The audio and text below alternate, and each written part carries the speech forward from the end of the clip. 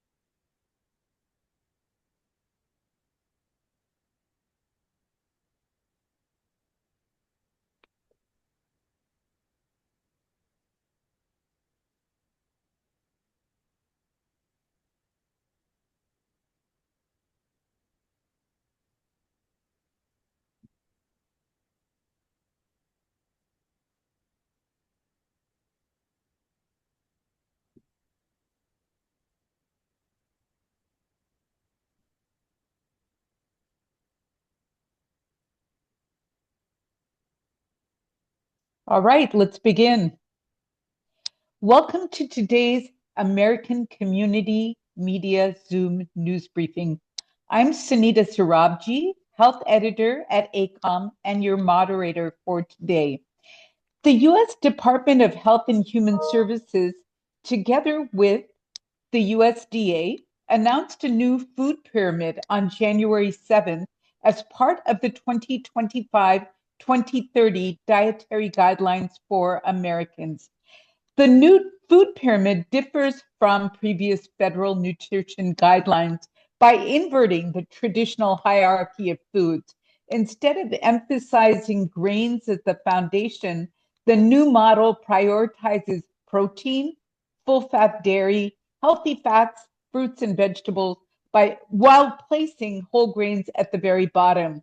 It discourages refined carbohydrates, added sugars, and highly processed foods, but it almost doubles the recommended protein intake of previous pyramids. Speakers this week will analyze the new guidelines with a special focus on school lunch nutrition and traditional ethnic diets. They will also discuss ultra-processed foods and HHS's stated goal of eliminating harmful additives, particularly in snacks. Speakers will also discuss the environmental impacts of consuming more red meat and factory farming. We invite reporters to post their questions in the chat, and we will take questions from reporters immediately after each speaker presents. We will also send a video and follow-up materials after today's briefing. We ask speakers to speak slowly for our simultaneous interpreters in Korean, Mandarin, and Spanish. Our panelists today are Dr. Marion Nessel, Professor of Nutrition, Food Studies, and Public Health Emerita at New York University. Ms. Nessel also served as the Senior Nutrition Policy Advisor at HHS. Dr. Christopher Gardner, Professor of Medicine at Stanford University's School of Medicine, and Dr. Sailesh Rao, founder of Climate Healers. Welcome to all of our speakers. Thank you for joining us today. We begin first with Dr. Christopher Gardner, who will provide an overall analysis of the new pyramid. Dr. Gardner will also drill down on the impact to school nutrition programs. Welcome, Dr. Gardner. Thank you so much for having me. Hope everybody can hear.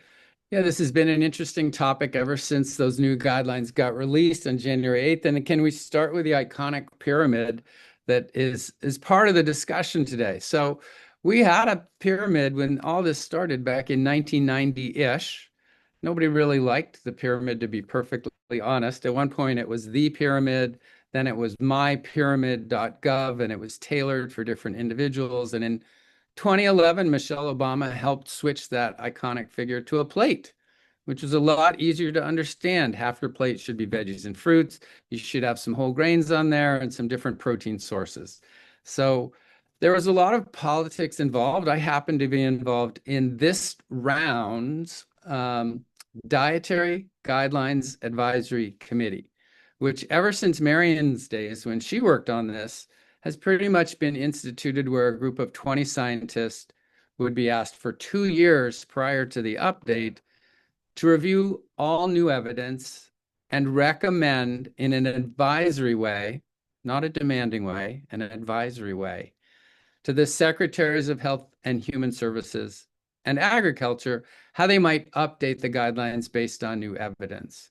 And so participating in that for 2 years was a very rewarding experience. And we handed the advisory off to the secretaries at the time when the administration had just changed over from Biden to Trump. And so, somewhat to our surprise, we handed this off to RFK Jr., who pretty much very vocally on social media dismissed our report, said it was too complicated, it was too long, and they would come up with a new approach for this. And we waited for a year to come out, a little more than a year. And when it came out, here was this upside down pyramid. Thought, who brought the pyramid back? We got rid of this a long time ago. And why is it upside down? And I just want to give a quick take on why I think it's upside down. So if you actually look at all the different 10 or so different domains of recommendations, most of them are consistent with old recommendations. So there's really a lot of sound advice in the new dietary guidelines. But I have heard from the current administration that they feel this is a dramatic shift. Nothing like this has happened in the last 40 years. This is staggering how they're going to clean up the American food system. And Mary and I had the privilege of being on sort of a preview call for this. And we thought, well, yeah, most of that is pretty sound. And I think they were a little upset hearing that advice, thinking, no, no, no, this is a huge turnaround. And so I actually take the flipping of the pyramid as being a sensationalist approach to say this is so radical that we have flipped the whole pyramid upside down. To be honest, the pyramid itself is a little hard to interpret. The veggies and fruits are scattered up and down. Sunita, you had mentioned that they are still promoting whole grains. And in fact, they say 2 to 4 servings of whole grains a day, but they've moved it to the bottom of the upside down flipped pyramid. And it looks like that is the thing you should have the least of. But if you should have 2 to 4 grains of whole grains, that part's confusing. A lot of different people have tried to put things together about 10% saturated fat as a limit, with beef tallow and butter and red meat and 3 servings of whole fat dairy a day. So I think if you read the whole text, it's clearer than looking at the pyramid itself. So let me just drill down on just 2 things. So one of the main points that our Dietary Guidelines Advisory Committee came up with was we suggested across multiple domains that we have looked at, a consistent message that we're seeing is more legumes, which are beans, peas, and lentils. Americans don't usually use the word legumes, so we often said beans, peas, and lentils, and less red and processed meat. That was one of our main conclusions to the secretaries. And so it was a bit of a slap in the face to see that the pyramid had a big stake in the upper left-hand corner of the pyramid, and RFK Jr. came out on social media immediately afterwards saying beef is back, butter is back, meat is back. That was very hard to hear given the recommendations that we had just made. And prioritizing protein at every meal and taking what has been an established number for many decades about how much protein to get relative to your weight and practically doubling that. Protein has never been a nutrient of concern in these dietary guidelines. And given how much protein is being promoted in the grocery stores these days, protein Pop-Tarts, protein water, protein everything, I feel like Americans are going to think, wow, maybe all that is justified. And maybe the reason all those products have protein is because we were only recommending half as much as was needed before. And that's really not true at all. So that has bothered a lot of health professionals. So in the new guidelines, they do say lentils, peas, beans, things like that, but they also say red meat and all the other things. So I'm a little worried that Americans are going to think, yes, I should have the protein Pop-Tarts and I should have the protein water and I should have meat, because that's how Americans think of protein. Now, let me just take the last minute of my time and switch over to schools, and then I'm happy to take some questions. So I think Marion is going to address the ultra processed food and the sugar, which is really great. A lot of us are applauding how strongly they're coming down on added sugar and ultra processed food. School lunch has too many of those.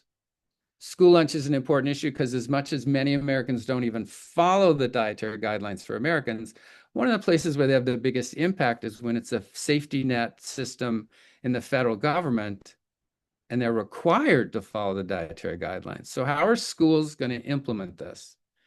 So I love the idea of getting out ultra processed food and sugar. I'm concerned about prioritizing protein in the meals of our school lunches.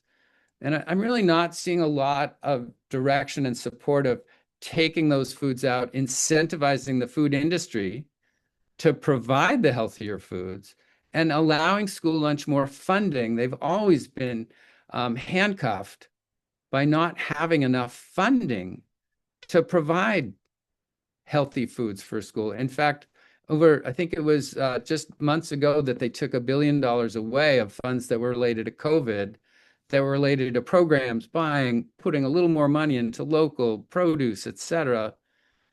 So instead of adding money, they've recently taken away money. So I think for the rest of the conversation, we'll hear a lot from our other two speakers about how would you implement these new guidelines with 3 servings of whole fat dairy a day, prioritizing protein, saying whole fat or whole grains are good, but moving them to the bottom of the food pyramid.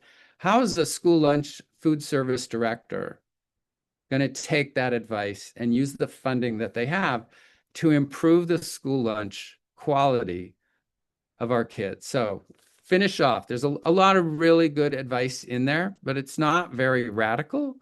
And some of the issues like protein and whole grains and 3 servings of whole fat dairy a day when a majority of the world's population is lactose intolerant is really insensitive.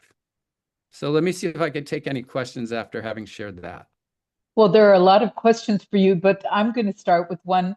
Dr. Gardner, numerous studies suggest a link between meat and full fat dairy consumption and greater risk for heart disease, diabetes, and other chronic illnesses. Should we expect to see a greater epidemic of cardiovascular disease in the coming years as more Americans follow this basic food pyramid? Well, Americans don't really follow the food pyramid, and Okay. they already eat too much meat. But if they were to follow these, yes. So I do a lot of work with the American Heart Association. These guidelines are not consistent with American Heart. They say for your protein, get most of it from legumes and nuts and beans, and they do not recommend whole fat dairy. I would say the dairy part of whole fat is a different issue that we do not have time for today, as opposed to the saturated fat from lard and meat and bacon and other things. I'm not really all that upset about whole fat milk in schools, especially if it was compared to chocolate milk. Mhm. Chocolate low fat milk, which wouldn't have the saturated fat, but would have the sugar, right? And so yeah, I mean, the new guidelines are not consistent with American Heart. Absolutely. Low fat chocolate milk was what we got as kids in school lunches in the 70s. So thinking about that, we have a lot of questions for you. Let's get to some of these. Henrietta Burrows, would you please start with your question? Thanks so much, Sunita. Dr. Gardner, do you think the prioritizing of beef and butter in the new guidelines came from the influence of the beef and dairy industries? Thank you for that question. So, the politics of this are always pretty obvious, right? I mean, we have really powerful lobbyists in dairy and beef. I don't really think there's a leguminati lobbying component here where Big Bean is in there lobbying for more beans, which we should have more of.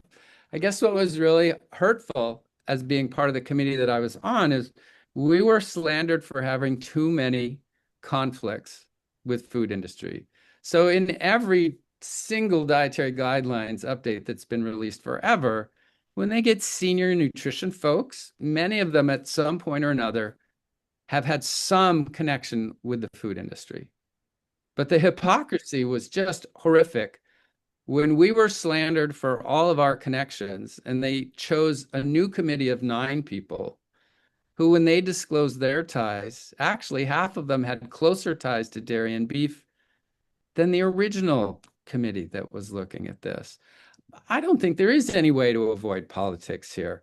One of the groups getting these guidelines out is the Department of Agriculture. The Department of Agriculture represents all ag.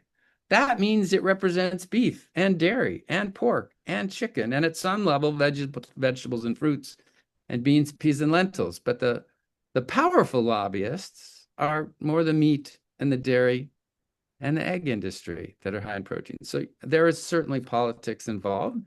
I don't think that will ever change. So we just have to have transparency about it and do what we can to address it. It's beyond my capacity at this point, interested in other people's perspectives. Thank you. Irene Diaz-Bazan has the next question. Irene, welcome. Please ask your question. Yes, thank you. What guidance do authorities give to parents regarding school meals? Would be advisable to send meals from home? For minority families with limited financial resources, how can they meet the new nutrition guidelines without facing economic challenges? Thank you. Oh, it's such a good question. Wouldn't it be wonderful if parents had the time and the resources to make lunch and it didn't have to come from schools? Really, part of the issue that school lunch is there is because so many parents don't have the resources and don't have the time. So many of our kids get a huge proportion of their calories from not only school lunch, but school breakfast. I will add the perspective that there are parents who make horribly unhealthy lunches to send to school with their kids. I've seen places where back in the days of Michelle Obama's Healthy Hunger Free Kid Act, when they were making the school meals healthier, parents were showing up at the gates of the school and handing candy bars through the bars to their kids who were complaining that the foods were too healthy. So bringing parents into this is an important part. And I think the parent angle of this is almost just as challenging. So do they have the time and do they have the resources? That is a challenge. Were they raised in such a way that they're prepared to give their kids a healthy lunch? Some of them just go for the simple, convenient thing that comes out of the store that isn't all that healthy also. So I think it's a more challenging issue that just, will the parents be able to replace this? That's a topic for a longer conversation, but thank you for bringing that up. Thank you. Araceli Martinez from La Opinion has the next question. Araceli, in the interest of time, will you please ask the second portion of your question? Yes, and I think that already the other part was answered. So, and looking at these recommendations and considering how much meat prices have increased, to what extent will we be able to follow this pyramid? I'm sorry, I didn't quite catch that. There's a meat base. Sunita, can you rephrase that? Yeah. Yes. So considering how much meat prices have risen, to what extent will we be able to adhere to this pyramid? Oh, well, I would actually be happy if meat prices increased. I actually think that, so the meat prices really are artificially low, to be perfectly honest.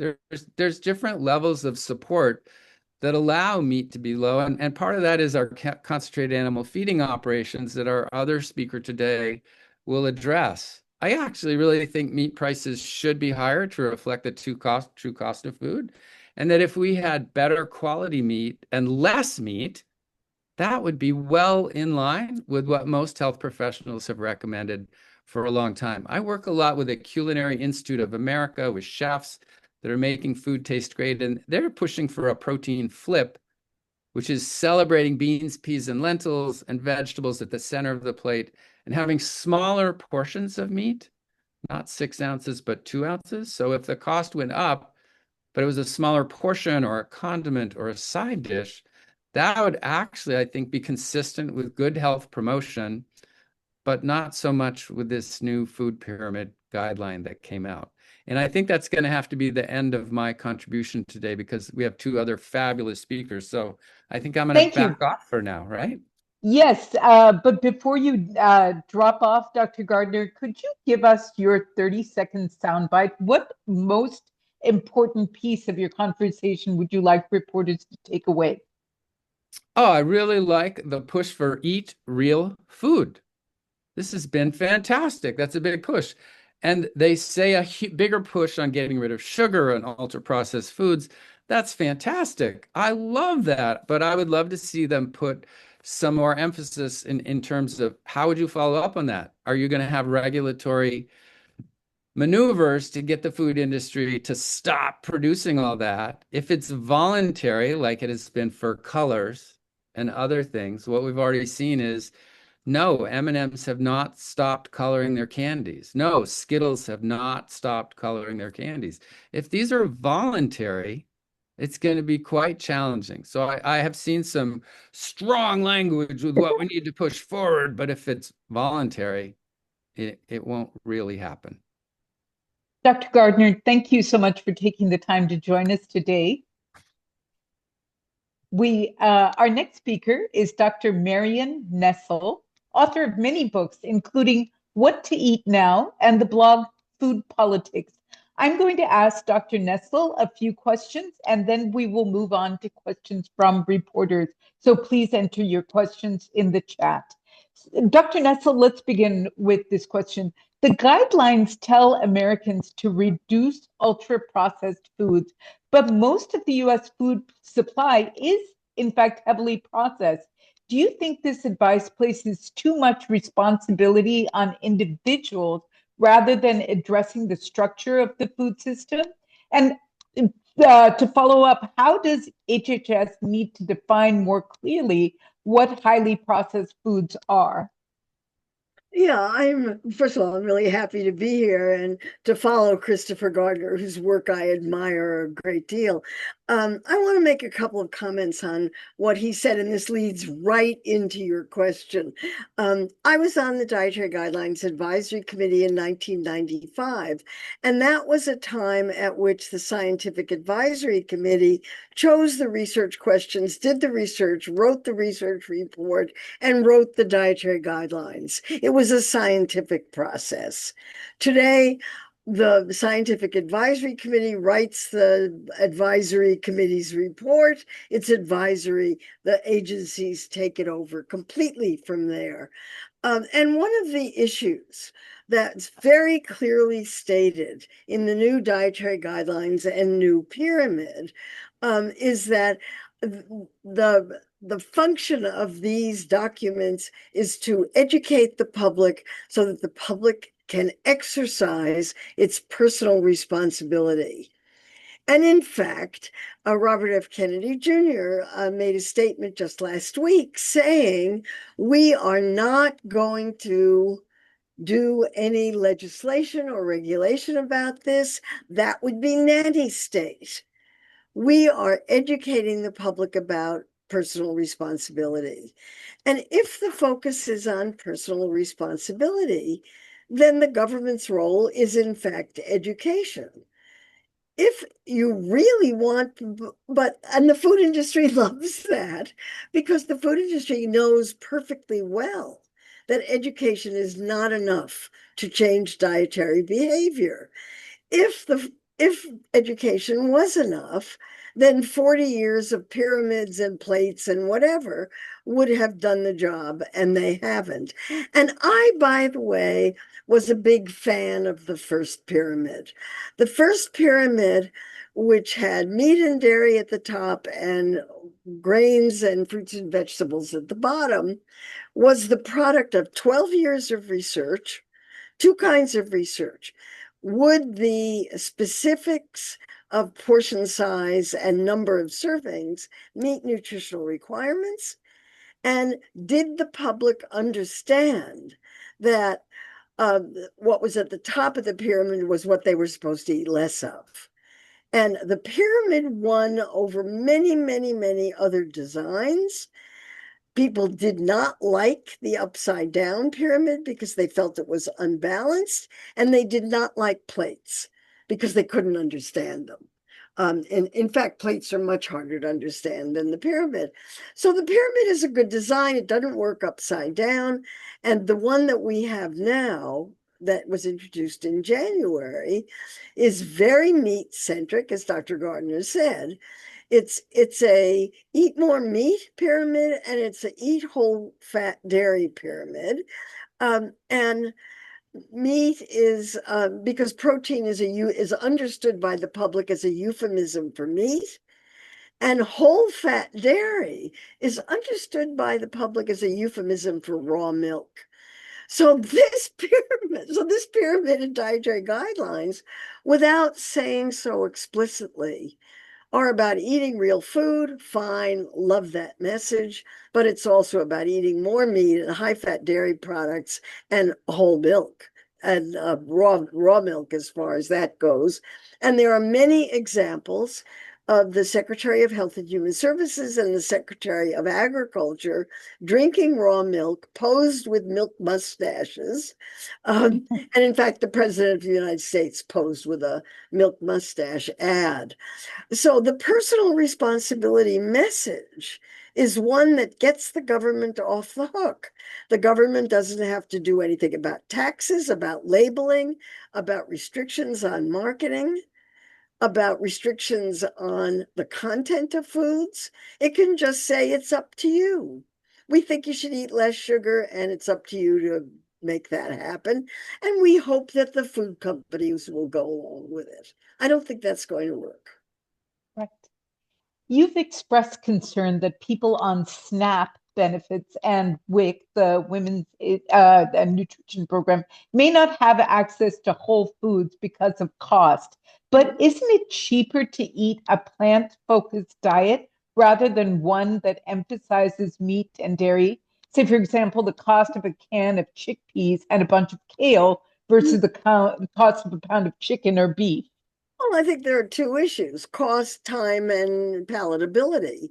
It's perfectly possible to eat absolutely delicious plant-based foods if you know how to cook.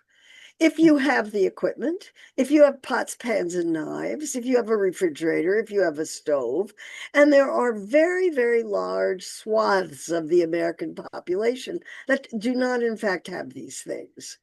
And if you are a low-income worker working 3 jobs to try to earn enough money to feed your family, the last thing in the world you want to have to do is to go food shopping when there may not be a grocery store anywhere near where you live. You may not have transportation. You may not have time to cook, and you may not have the equipment for cooking. So the food industry has moved into that gap by producing very cheap products, ultra processed. And I'll do a quick explanation of what that means. It means industrially produced, doesn't look anything like the food that it was derived from. You can't make it in your home kitchen because you don't have the equipment or the industrial additives.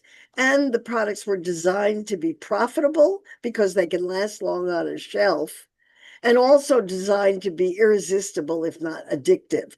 The whole purpose of ultra processed foods is to have products that you can't stop eating, because the food industry is not a social science agency and it's not a public health agency. The food industry is a business. Its job is to make money. That's what they're about, and produce profits for shareholders. And ultra processed foods are extraordinarily profitable. So that's what we're dealing with. If you as an individual are going to a grocery store to try to eat healthfully, you are fighting the entire food system on your own. Absolutely. So my colleague Peter Sherman from ACOM has a related question. Peter, could you please ask your question? Hi, thank you, Sunita. Well, I have a number of questions, but I'll try to limit it to one. I was actually just typing in the chat. You know, it, people have known about the negative health effects of fast foods for years and years and years. Super Size Me, the documentary that came out many years ago that really showed, I think, in really stark terms what eating this food does to you. And yet people will defend their right to eat this food. There are people that see these foods as inherent parts of their culture and their traditions. And I guess I'm wondering what is your sense about the most effective way to get this message across around the need to rebuild our relationship with real food? Clearly, what RFK is doing is trying to get at that, although the way you're describing it, it's remarkable to hear that this is really about just pawning it off on individual responsibility, which we hear was a strategy of the climate of oil companies as well, to push it on people and away from corporations. So I'm curious what you think is the most effective way to sort of to sort of inform people, even people who maybe aren't able to afford the time to go shopping, to cook, things like that. And a related question, I'll keep it very short. I was in Honduras a few years ago. I was driving through San Pedro Sula, and the skyline was dotted with fast food restaurants. And it just struck me that if archaeologists were to come 1,000 years from now, these would be the ruins of empire. This is what they would find next to the Mayan temples. They would find the golden arches and the KFCs. And diabetes is surging in Honduras. I'm wondering what you see in terms of these food industries pushing their products abroad as Americans perhaps start to turn away from them the way they did with tobacco. Thank you. Well, those are related questions. I'm a public health person. And a public health approach to the problem of poor diets is to go what in public health terms is called upstream. That is, you look for the basic causes of why people eat the way they do. And the people in the United States who eat the healthiest diets are people with money and people with education. And so if you want to change the population's diet, you provide people with enough money to buy healthier foods and with the education to go with it. And then you develop a food system that promotes healthier eating. You don't leave it to individuals to have to fight the entire food system on their own. But this is an exact opposition to what food companies want. Let me just say that eating less is very, very bad for business. And if you want people to eat less and eat less of the wrong kinds of foods or eat less of ultra-processed foods, you are making making efforts that are going to hurt businesses. Businesses don't like that. They're going to lobby. One of the questions that was asked was whether the new pyramid was about meat and dairy industry lobbying or it was something else. I did a blog post, and I write a blog at foodpolitics.com, and I wrote that I thought the meat and dairy industries had a great deal to do with the content of these particular guidelines and pyramid. And people wrote in and said, no, this is ideology. This is the ideology of the Secretary of Health and Human Services and the ideology of the Trump administration. But I think it's a mixture of both. So if your ideology is that you don't do anything to hurt industry, and we saw this recently over the issue of glyphosate, which Robert F. Kennedy Jr. said it causes cancer just a few months ago. It causes cancer. And now he's saying, oh, but if we take glyphosate out of the food supply, it will hurt corn and soybean producers. So the politics of this is deeply entrenched. We're dealing with capitalism, with late stage capitalism here, in every way in which it works. And if you try to change people's diets by educating them that they should eat better, that's not going to work. You got to change the system. And how do you change the system? Well, I think I've got a long list, starting with universal basic income, universal school meals. an agriculture system refocused on food for people rather than feed for animals and fuel for automobiles. I could go on and on.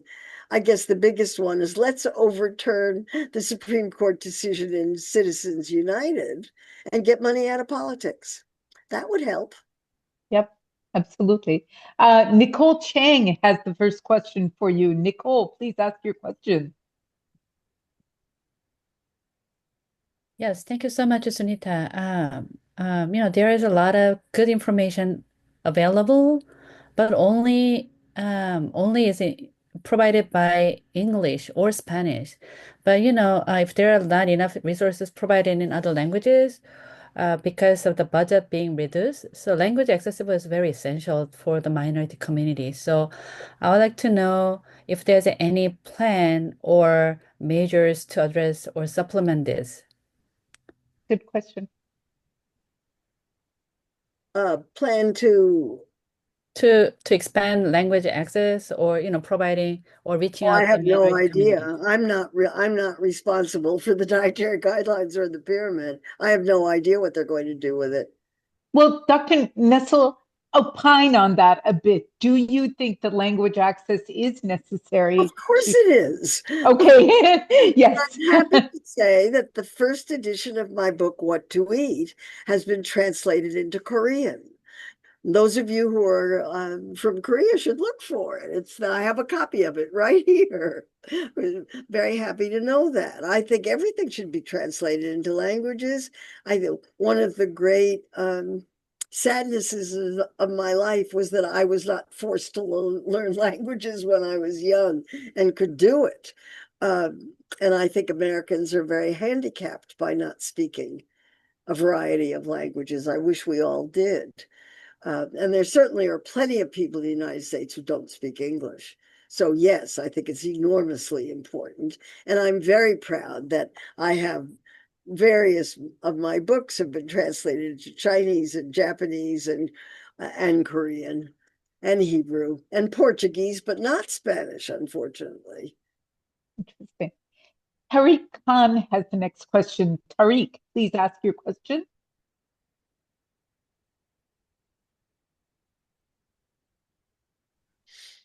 I don't know if it's a relevant question with the speaker, Leslie, but I was just asking, since we are talking about protein and make protein, I mean, what are the best proteins we can offer to the general public, which is affordable? And so, because protein is protein needs to be added in everybody's life nowadays, because protein is extremely important.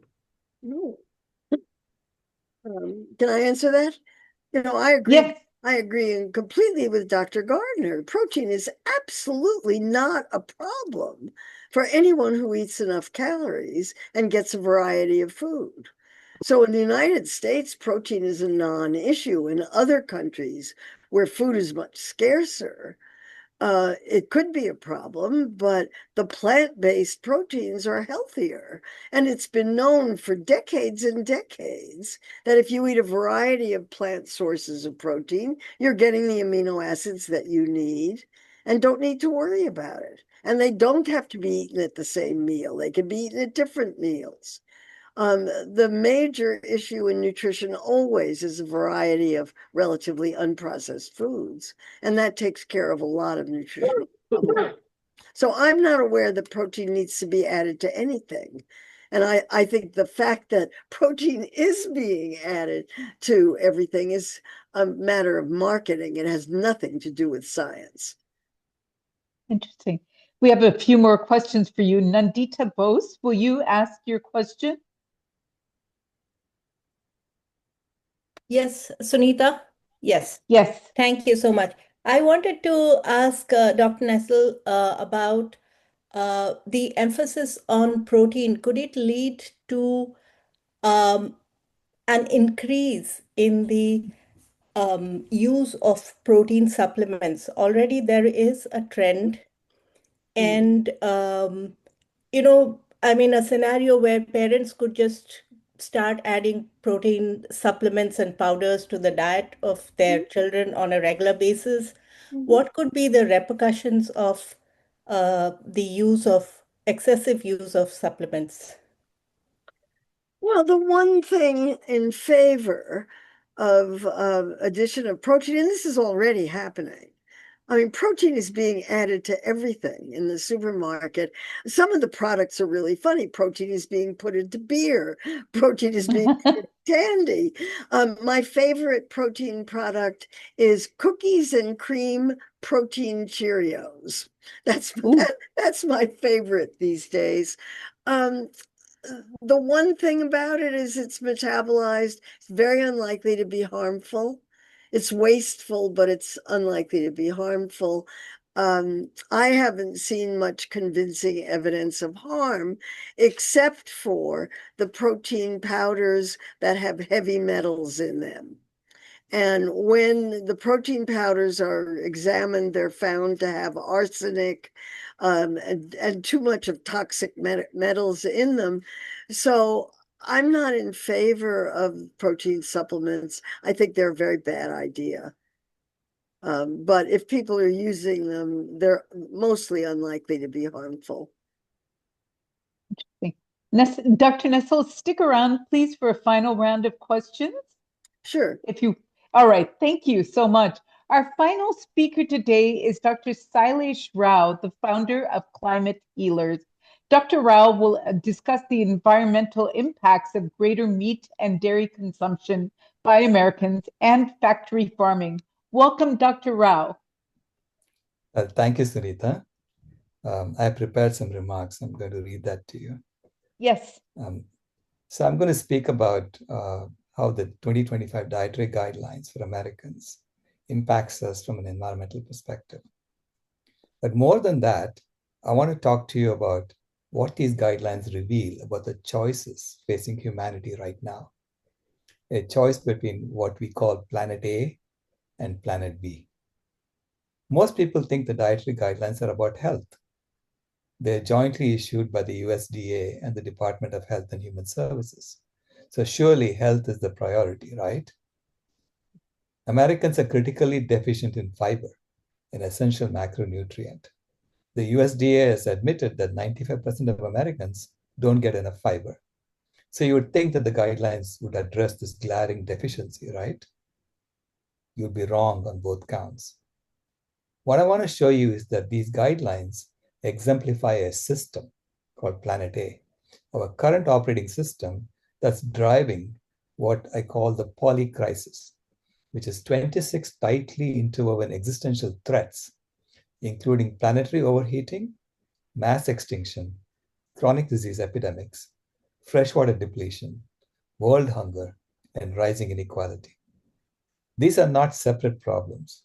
They are one interconnected emergency, and the dietary guidelines actively make it worse. Here is the problem.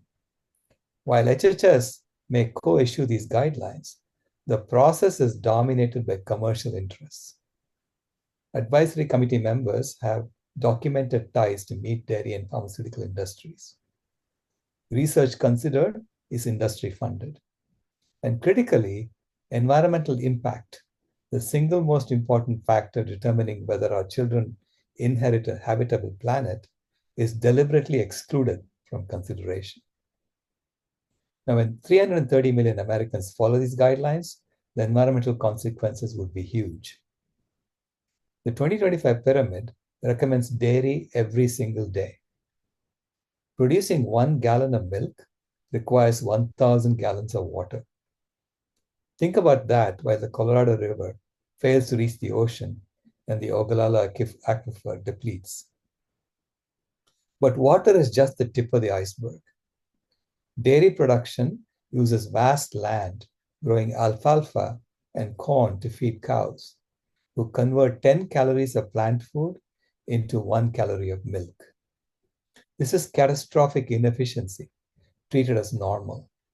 Planet A in action. That land use drives deforestation globally. Forests that took thousands of years to develop, storing carbon, filtering water, housing countless species, are cleared to grow feed for animals Americans are told they need to eat daily. The guidelines recommend meat without honestly comparing it to plant foods. Environmentally, there is no comparison. Beef generates 60 pounds of greenhouse gas emissions per pound. Lentils, less than 1 pound. That's not incremental difference. That's the gap between planet A and planet B. Chicken, promoted as better, still requires 10 times more land than plants for the same calories. Poultry operations pollute waterways, creating dead zones in rivers and coastal areas. Here's what the guidelines won't tell you. We don't need any animal products for health. The Academy of Nutrition and Dietetics states clearly that well-planned vegan diets are healthy for all life stages, including pregnancy, infancy, childhood, and athletic performance. The Eat Lancet Commission, the most comprehensive scientific review of diet and sustainability ever conducted, concluded that planetary health diet is primarily plant-based with minimal or zero animal products. So why do the 2025 guidelines push animal products while excluding environmental science? Follow the money. This is planet A with systems designed to maximize extraction and profit regardless of consequences. But there is a planet B, the alternative operating system framework we are building, using systems aligned with ecological reality, designed for regeneration rather than extraction. If Americans followed plant-based dietary guidelines, like the one proposed by the Physicians Committee for Responsible Medicine and Dr. Michael Greger's Daily Dozen, we'd free up 300 million acres of agricultural land in the US alone, larger than California and Texas combined. That land could be rewilded, returning to forest, prairie, wetland. Those ecosystems would sequester carbon, rebuild soil, restore water cycles, and provide habitat for wildlife being driven to extinction. Agriculture would become planet healing, not planet destroying. We'd reduce water consumption by 70%. We'd eliminate agricultural antibiotic use, the leading cause of antibiotic resistance. We'd prevent millions of chronic disease deaths in coming decades. We'd eliminate America's single largest nutritional deficiency, lack of fiber. This is planet B. The solution is simple. Beans, lentils, whole grains, vegetables, fruits, nuts, seeds. These foods are cheaper, healthier, and cause a fraction of the environmental impact. They are in grocery stores. They are part of cuisines from every culture. We don't need new technology or billion-dollar investments. We need honest guidelines telling Americans the truth. You don't need dairy for calcium. You don't need meat for protein. You don't need fish for omega-3s. You can get all of these nutrients from plants while shrinking your environmental footprint enormously. But Planet A won't surrender easily. The 2025 guidelines aren't honest nutrition advice. They're designed to maintain markets for products we don't need, that harm our health and destroy our only planet. This is the choice we face. Planet A driving the poly crisis towards planetary destruction, or Planet B, a framework for the poly solution that allows life to thrive. The dietary guidelines are a microcosm of this choice. They could guide Americans towards health and planetary healing. Instead, they guide us deeper into crisis. We are at a decision point. What we do now determines whether our children inherit a habitable world or a runaway ecological catastrophe. Every meal is a choice between Planet A and Planet B. Every policy is that choice. Every investment, every vote, every action. This poly crisis is an emergency. But the poly solution exists. Planet B is a practical framework grounded in science, with every element proven feasible. We can do better. We must do better. Our future, our children's future, and all life on Earth depends upon it. The question is, will we choose transformation while there is still time? Thank you.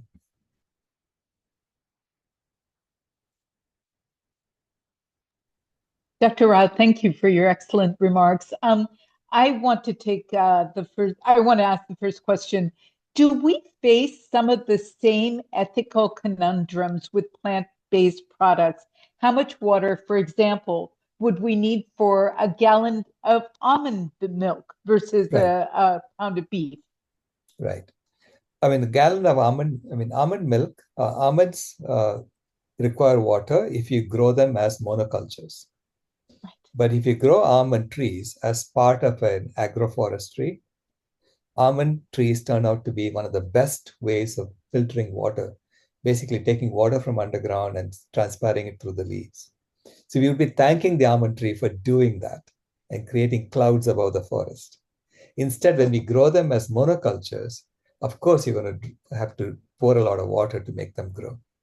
And that's why the almond milk footprint looks like it has a big water footprint. But even that is not as much as dairy milk. Interesting. So you're a vegan. I've read some of your terrific recipes on your blog. Could you give us an example of your typical day's menu and inspire us to eat like you do? And tell us, what are your cheats as well? Yeah. So I try to follow Dr. Michael Greger's Daily Dozen. And it's not that you have to follow it every day, but over time, if you average out to the servings of grains, servings of nuts and seeds and berries and mushrooms that he recommends, and greens, of course, you'll work out, it'll work out great. Your health will be amazing. You won't put on extra weight, and you will have a great life. That's what I do. And your cheats? My cheats, I do take a supplement from the Vegan Society called Veg One, and that has vitamin D and vitamin B12. So that's what I take every day as a supplement. All right. Rebecca Bartis has the first question for you. Rebecca, please ask your question. Thank you so much. I'm wondering, do you think meaningful climate actions require changing the US food system? And if so, what are proper measures? Yeah, the meaningful climate action absolutely requires changing the food system worldwide, not just in the US. Because it turns out that when we burn fossil fuels, not only are we emitting warming gases like carbon dioxide and methane, we also emit cooling gases like sulfur dioxide. And those cooling gases only stay in the atmosphere for a few weeks. And they're actually masking most of the warming that fossil fuels have done so far, which means that the warming that we are experiencing today is mainly caused by animal agriculture, not caused by fossil fuels at the moment. So the right way to address climate action is to change the food system as quickly as possible and restore the forests. And as we restore the forest, we can dial down the fossil fuel use. So I see this as, you have to press the clutch first and then change the gear in the car. You cannot do it the other way around. So I encourage people to change the fossil fuel infrastructure over to clean energy sources, but for heaven's sake, go vegan first. Fantastic. Henrietta Burrows has a question for you. Henrietta, please ask your question. Thanks, Sunita. Dr. Rao, I'm sure you don't eat eggs. However, eggs are considered the perfect food. So should we completely abandon them from our diets? Well, who said it's the perfect food? It's probably the egg industry. The egg industry. Correct. Yeah. The USDA has actually rated eggs as the number 2 source of dioxin in American diets, second only to fish. And dioxins are some of the strongest carcinogens known to man. And we emit a lot of dioxin in our industrial processes. So I don't think they're perfect food. Okay. And Would flaxseed be a substitute for eggs? Yes, absolutely. Yeah. So flax seeds and chia seeds, and these are substitutes for eggs in terms of baking. And even applesauce will do the job for you for baking. Nafizal Ahmed has a question. Nafiso, please ask your question.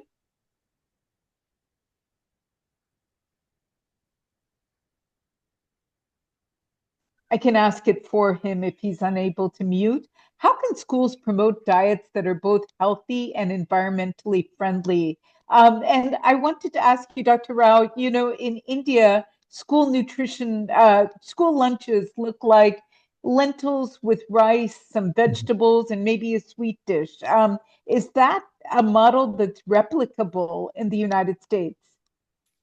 Yeah, I absolutely love the midday meals that they serve in schools in India.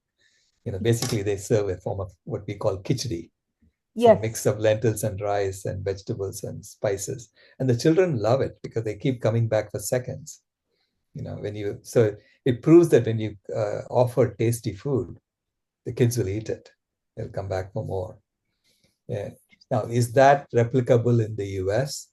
And you can do a culturally appropriate version of the same thing. You know, I call it unity stew or, you know, something like that. But we cannot actually offer, you know, gourmet vegan meals.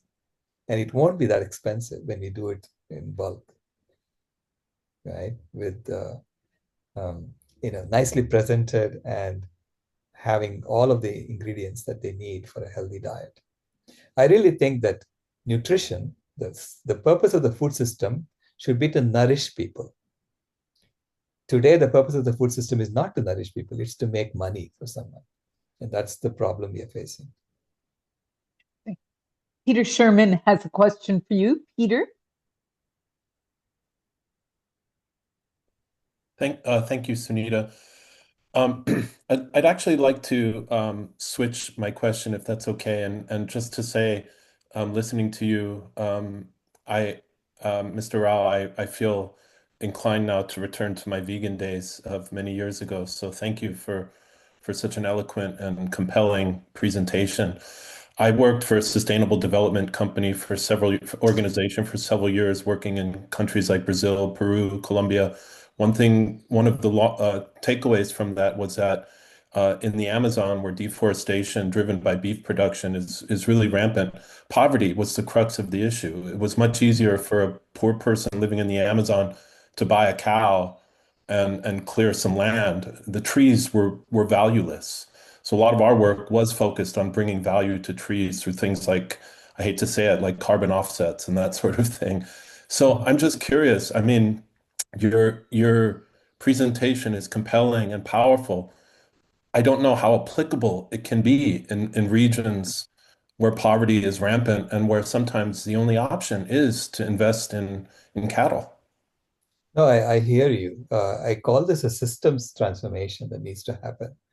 You know, because we have built all of our systems around profit making and extraction. And so long as that's how we are designing all our systems, you're going to get the results that you're getting. And this is why we have to look at this as a systems transformation. How do you, because a system is based on what is its objective function? What is it designed to do?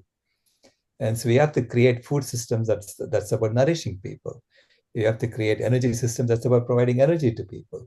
It's about transportation system that's objective function is to transport people. So profit should not be the main motive. You know, a little bit of profit is necessary to make it sustainable, but other than that, it should not be the main motive. And we have to have true cost accounting for everything that we do.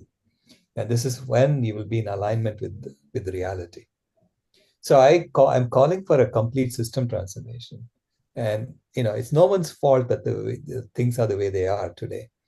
They are the way they are because they evolved into this predicament that we are in. But once you realize that we are in this predicament, we have to look at it how do you solve the problem from an honest engineering perspective and deal with it properly. Dr. Nessel and Dr. Rao, you've given us so much incredible information. I'd like to ask each of you for your 30-second soundbite. What are the most important takeaways you would like to leave reporters with? Let's start with you, Dr. Nessel.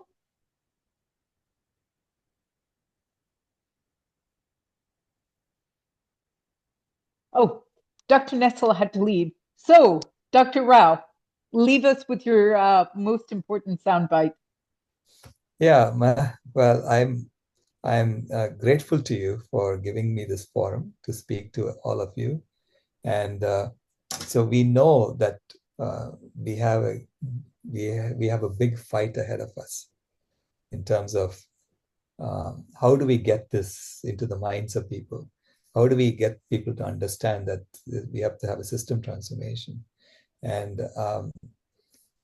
just like what is happening, in the real world, this is a David versus Goliath type of battle.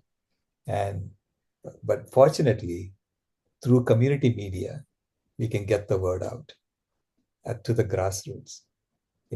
This is why I find what you're doing to be extremely inspiring. And thank you so much. Thank you, Dr. Rao. And thank you to all of you who joined us today. Please join us again next Friday. Take care.